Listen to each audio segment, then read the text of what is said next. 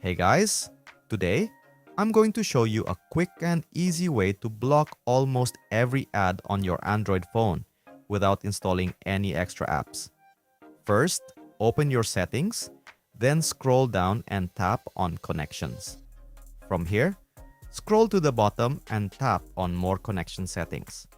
Next, look for Private DNS. Tap on that and you'll see a few options.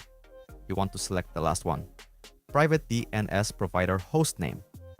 Now, click on the text box and enter exactly this, dns.adguard.com. Once you've typed that in, just hit save, and that's it. Your phone will now use this secure DNS to filter out those annoying banners and pop-up ads across your browser and most of your apps. If this tip helped you out, don't forget to hit the subscribe button for more Android tricks. Thanks for watching, and I'll see you in the next one.